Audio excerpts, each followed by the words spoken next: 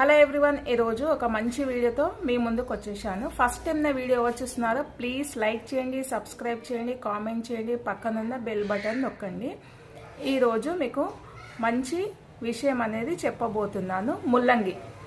ముల్లంగి అయితే అందరికీ తెలుసు కదా. ఇంకా ముల్లంగి గురించి ప్రయోజనాలు తెలుసుకుందాము. అలాగే ముల్లంగి తింటే ప్రమాదం ఏంటిదో కూడా తెలుసుకుందాం అన్నమాట. ముల్లంగి తీసుకుంటే కిడ్నీలో రాళ్ళు ఉన్నవాళ్ళు రాళ్ళు అనేది తగ్గిపోతాయి. అది జ్యూసు తీసుకోవాలి ఎవ్రీడే.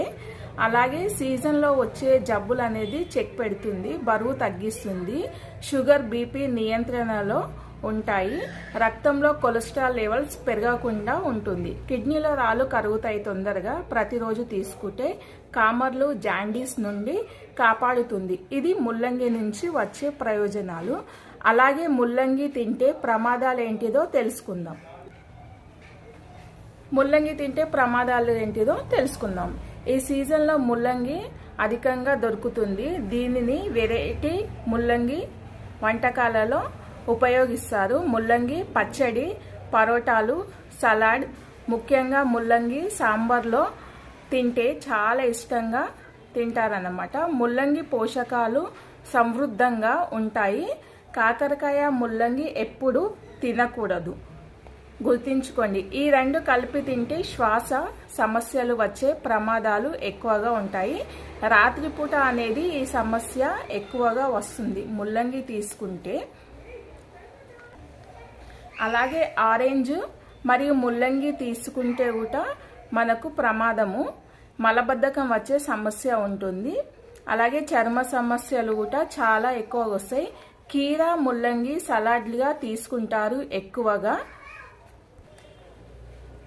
కీరా, ముల్లంగి రెండు ఎక్కువగా తింటూ ఉంటారు కదా, అలా తినకూడదు. అలా తింటే కడుపులో ఉన్న సమస్యలన్నీ వస్తాయి. అలాగే జీర్ణ సమస్యకి సంబంధించిన సమస్యలు చాలా మోతాదులో వస్తాయి. ముల్లంగి తిన్న తర్వాత పాలు అస్సలు త్రాగకూడదు. త్రాగినచో గుండెల్లో మంట, కడుపులో నొప్పి వస్తుంది.